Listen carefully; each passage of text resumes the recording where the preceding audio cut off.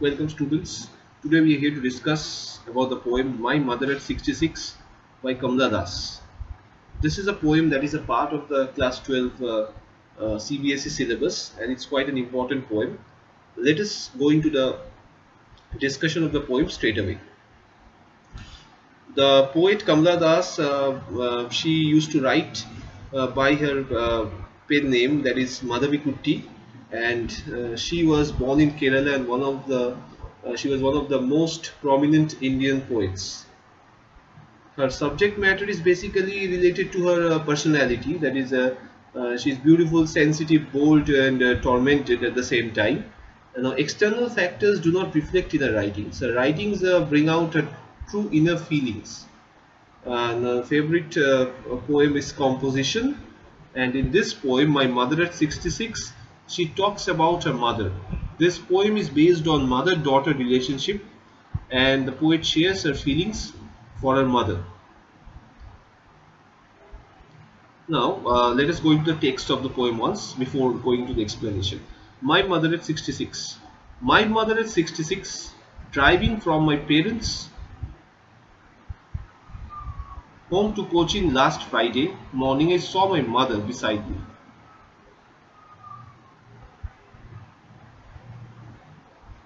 Doors open-mouthed, her face ashen like that of a corpse, and realized with pain that she was as old as she looked, but soon put that thought away, and looked out at young trees sprinting, the merry children spilling out of their homes. But after the airport security check, standing a few yards away, I looked again at her, wan, pale as a late winter's moon, and felt that old familiar ache, my childhood's fear.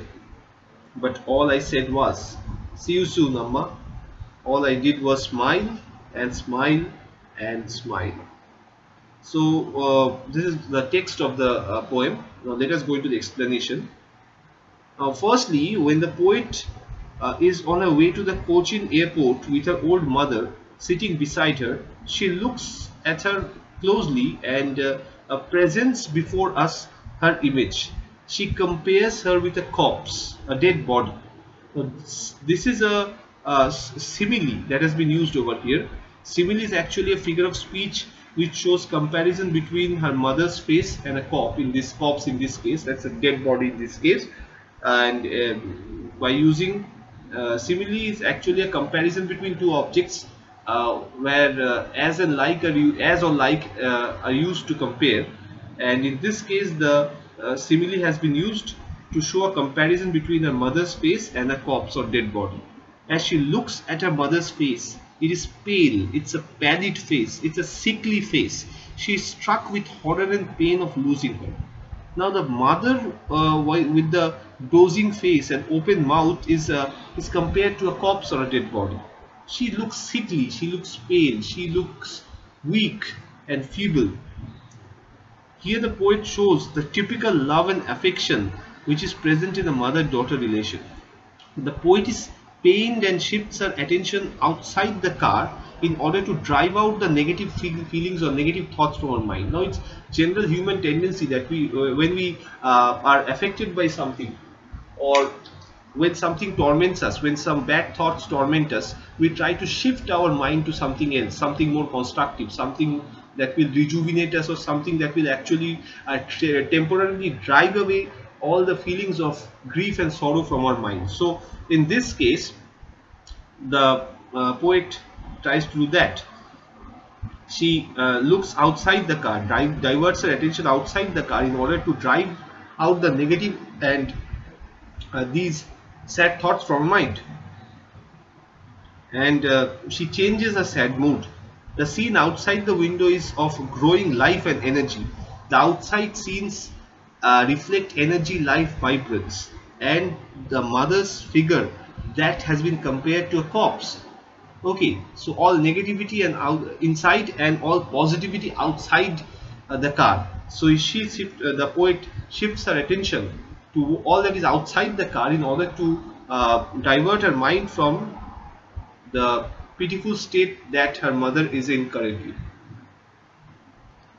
Okay, and the rapidly sprinting trees alongside the merrily playing children, they actually symbolize life, youth, vitality. That is a stark contrast to what her mother actually portrays. Her mother has been compared to a corpse, the mother's mouth, the mother's smile, and outside we see trees, vibrant trees, merry children, all speaking about life, youth, and vitality. Now, the poet here is reminded of her own childhood when her mother had been young, whereas now she is encircled with the fear of losing her, and that has made her insecure. The poet remembers her childhood when she was a child. The mother was young, the mother was also brimming with life, but now when she looks at her mother now, the mother is an epitome of sickness. She's pale, she's wan, and she's on the verge of death. Okay, she's going to die very soon. Probably the poet fears that the thought of losing her mother is actually something she tries to avoid, and that is why she shifts her attention outside. She is at the airport to take a flight now. It indicates that departure and separation, which creates melancholy. Now she is about to depart, and she is about to get separated from her mother as it is, because she has gone to the airport and probably she has gone to board a flight. So that indicates a tone of separation, but that can be a temporary separation, because there is a way to come back and reunite with the mother. But if the mother in her present condition, which is quite pathetic, if she leaves for the heavenly abode, then there is no way of reunion between the mother and the daughter. And this is actually the thought that actually sends shivers down her spine. She is totally dejected. Now, as she bids goodbye to her mother, the image of the old, wan and worn out mother in the twilight of years strikes her again. Here again a simile is used to compare her mother with a late winter's moon whose light is obstacled by fog, mist. As she looks old now, her personality is affected by it. Okay, now here simile is again used to compare her mother with a late winter's moon whose light is obstacled by the fog and mist. She is like a late winter's moon whose light is actually guarded by the fog, is obstructed by the fog and the mist, and as she looks old now, her personality is affected by it. The poet is feeling the pain of separation, leaving her mother and going, also a childhood fear of losing her mother, which she feels that earlier was temporary but now could be forever, as she could die of old age, is haunting her. The poet is constantly getting haunted by the fear that she can lose her mother forever. She is so pained that it's natural for her to cry, but keeping a brave front, she hides her tears and smiles.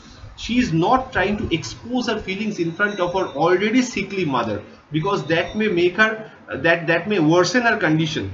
That is why she's trying to put up a brave front, and she's trying to hide her tears and smile, and she's trying to hide her tears behind fake smiles.